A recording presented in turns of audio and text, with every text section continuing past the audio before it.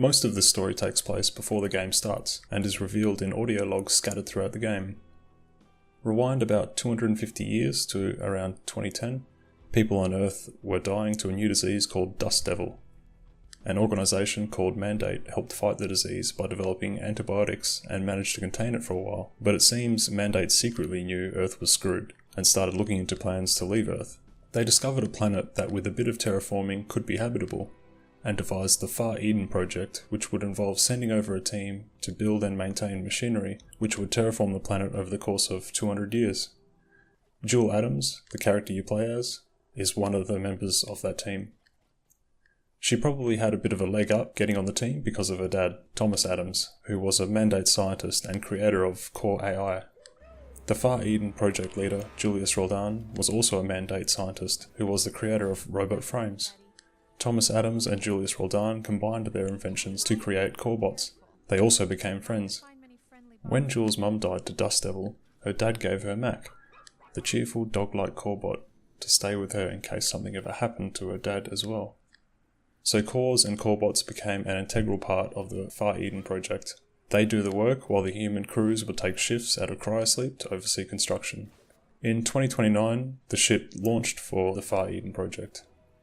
While the crew was in cryosleep during the 24-year journey, another Dust Devil outbreak happens on Earth, and the disease mutates so fast that antibiotics couldn't be developed quick enough.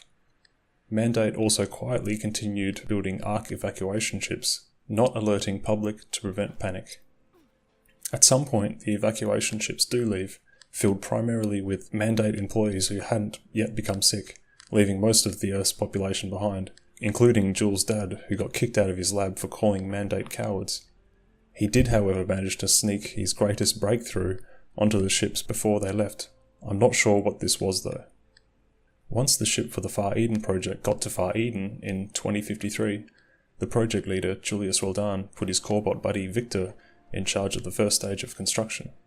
Going against Mandate regulations, he didn't want to wake any of the other crews because he thought it was unnecessary, and also maybe he was a little bit too proud of the Corebots he helped create. With Victor running things, Roldan went into cryosleep for 30 years and woke up to discover the Corebots had exceeded production targets. So, with the evacuation ships only a few years away from Far Eden, Mandate had Roldan install updates on the cores. Roldan didn't know what the update did, and Mandate wouldn't tell him. Mandate were also unhappy about Roldan not waking up any of the crew. They lock out his access to the Prime Core, leaving access only to Eden Tower maintenance crews. Roldan then didn't trust Mandate, believing this was their plan all along. After poring over Thomas Adams' code, Roldan discovered that human minds were used to create the cores, and copies his own mind into Victor's core in order to hide in plain sight from the Mandate. He then went into cryosleep in his hidden crawler, intending to wake up after Far Eden was complete. He figured if his mortal body died, he would still have a copy of himself in Victor. Victor's core literally blackened, corrupted by Roldan's paranoid, untrusting mind, hell-bent on protecting Far Eden. Victor now doesn't trust humans, and his commands to the other Corebots start veering off from the project's original plans. Some of the Corebots form a rebellion against Victor and his cadre, and many battles ensue. During these battles, Victor managed to destroy the evacuation ships with rockets, and sabotage most of the cryotubes in the crawlers, killing the humans within.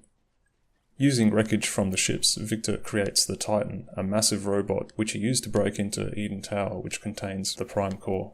The rebellion managed to destroy the Titan after Victor got into Eden Tower. This is actually one of Titan's arms.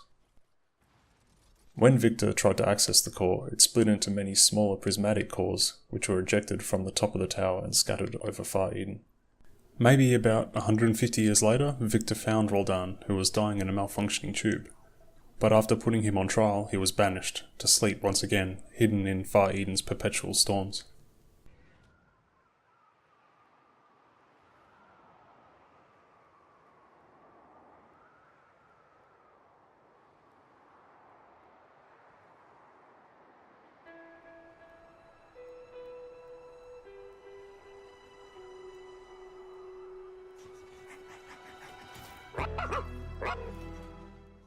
Jewel wakes up, I assume in 2253, when the terraforming should have completed.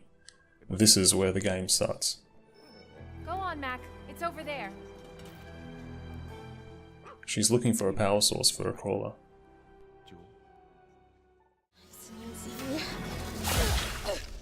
Ow! Dang it.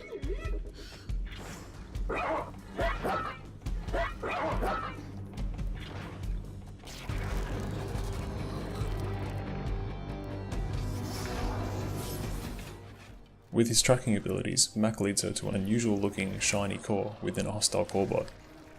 Well, I guess we'll have to do this the hard way.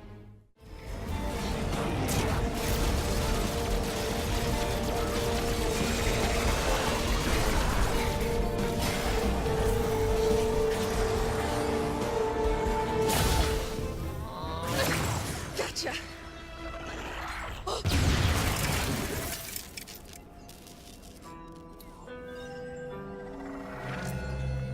This is the power source we've been tracking? I've never seen a core like this before. Have you, Mac? All the colors are mixed together. Oh, come here, boy.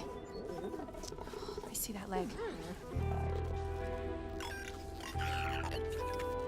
Doesn't look too bad, but I won't be able to fix it here. Can you make it back to the crawler? Okay. Let's go home. They destroy the Corebot and retrieve the core, which easily powers her crawler.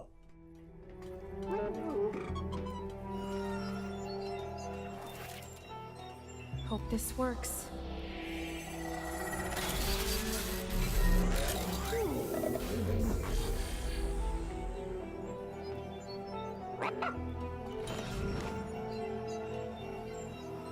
Weird. Doesn't look like it lost any energy at all. The crawler identifies an offline pylon nearby, and seeing as the pylons are needed for the terraforming, she heads off to get it going again. Pylon. It's totally grounded. Within the pylon, she meets Violet, who is guarding the transfer plates, which are used for fast travel. Violet is actually a member of the rebellion, and was the one who destroyed the Titan, though Jewel just thinks she's crazy. Of course I'm a human. My name is Jewel. What's your name? Violet?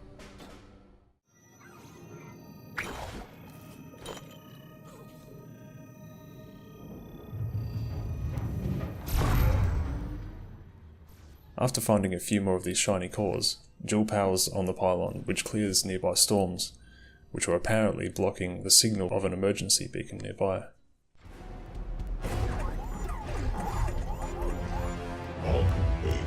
Die.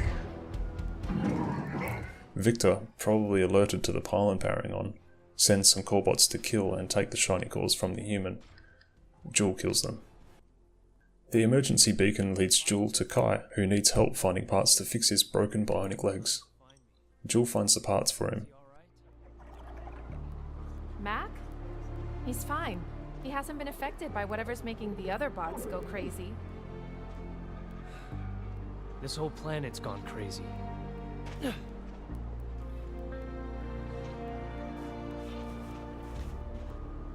Kai Brang, core maintenance. Jewel Adams, atmospherics. I've been trying to scavenge parts to repair my leg, but we haven't been able to lure the big Corebots close to our crawler. I can't move fast enough to hunt him down. And Seth? He's too scared to go out on his own. Well, if you want, Mac and I can find the things you need. Hit Chicago first, spread from there. We evacuated. Kai tells Jewel he lost his leg due to the Dust Devil.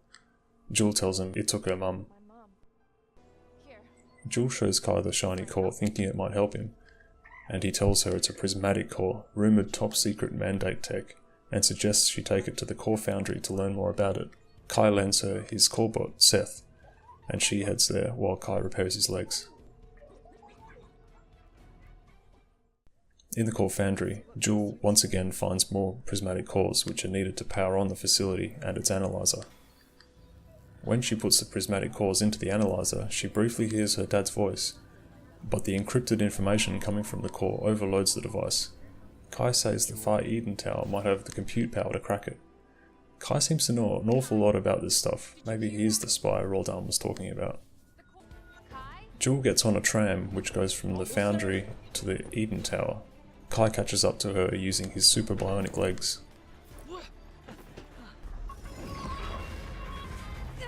Victor also appears, but Jewel escapes while Kai distracts him. Bring me that toy!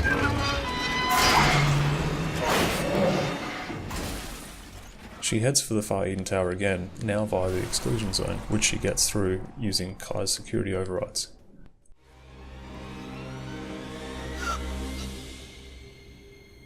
They cracked the tube.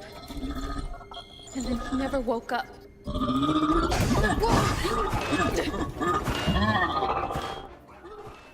On the way she finds another Corebot in a crawler, defending its dead human companion.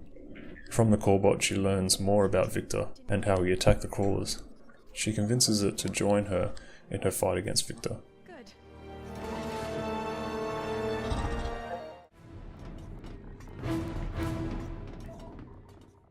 At the bottom of Far Eden Tower, she runs into Victor, who claims to have killed Kai, and also explains that he destroyed all the evacuation ships years ago, making Jewel the last human alive.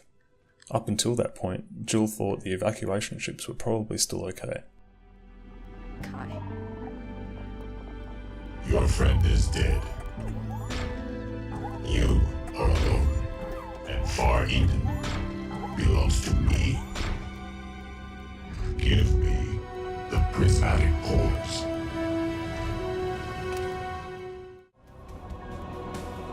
I'm not alone. And we're taking Far Eden back!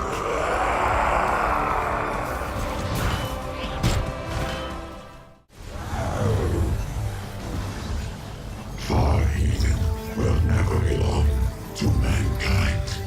Maybe. But at least it won't belong to you.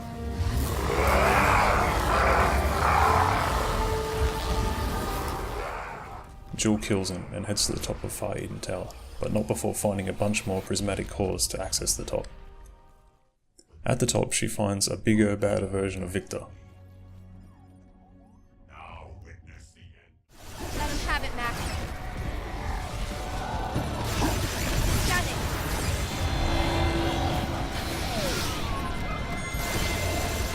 Mac, laser on!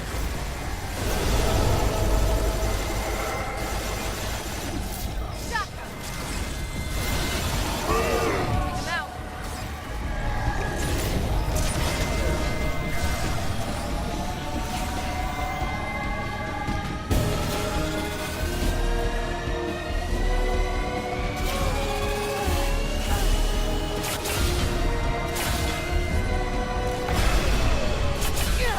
Give up, Victor! It's over!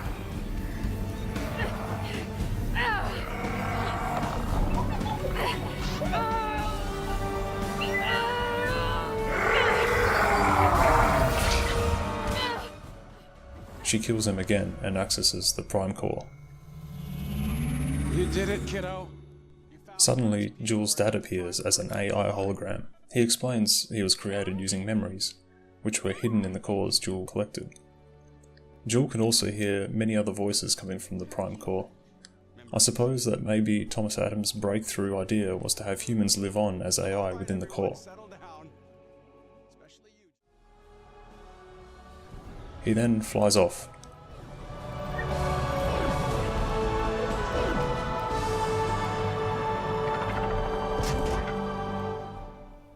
And all the other pylons are activated, and the terraforming begins. The end. Also, Kai is alive and he's found something beyond the storms.